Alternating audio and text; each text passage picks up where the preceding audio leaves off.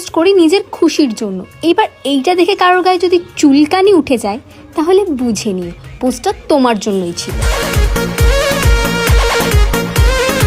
দিন রাত ফোন নিয়ে বসে থাকা পাপিষ্ঠরা, মনে রাখবা আমিও তোমাদের সাথে আছি। কাউকে দেখে জ্বলবো এরকম স্বভাব আমার নেই, কিন্তু আমাকে দেখে জ্বলার মানুষের অভাব নেই।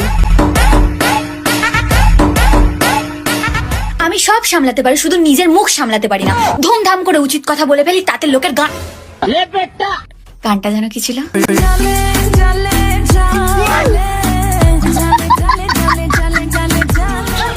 বাবার বাড়ি এমন একটা বাড়ি, যখন অবুঝ ছিলাম তখন সে বাড়ি থেকে বের হওয়ার জন্য কত বাহানা খুঁজতাম, আর এখন সে বাড়িতে যাওয়ার জন্য কত শত বাহানা খুঁজছি।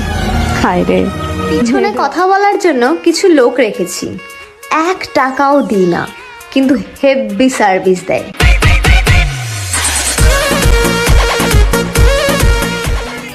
আমি সময়কে ধন্যবাদ জানাই, কারণ এই সময় আমাকে অনেক মানুষ চিনিয়ে দিচ্ছে।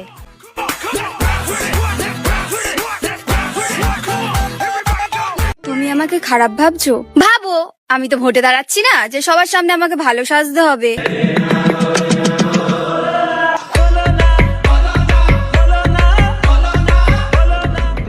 আমাকে রিস্ক শেখাও। আমি বেঈমান চেনার পরেও বেঈমানের সাথে সম্পর্ক রাখি।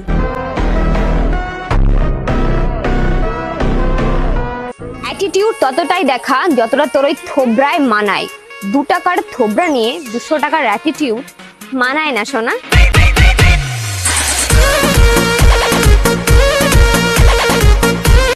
যাও, তোমাকে এবার আমি যেতে দিলাম, আর জোর করব না তোমাকে, কারণ একটা জিনিস আমি খুব ভালো করে বুঝে গেছি যে জোর করে আর যাই হোক ভালোবাসা পাওয়া যায় না।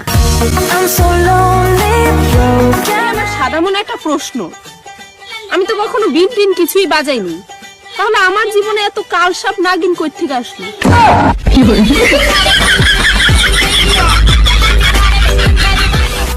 মাঝে মাঝে সত্যিটা জেনেও চুপ থাকি, শুধু এটা দেখার জন্যে যে মানুষ কতটা নাটক করতে পারে।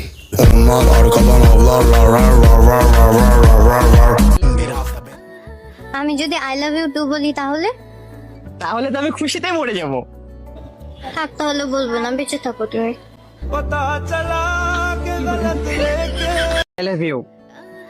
আমি যদি একটা কথা কি জানো তো, নিজের দোষ থাকতে যারা পরের ঘাড়ে দোষ চাপিয়ে দেয় তাদের সাথে কখনো তর্কে জেতা যায় না, কারণ তারা প্রতিটা মিথ্যাকে যুক্তি দিয়ে সাজিয়ে ফেলে।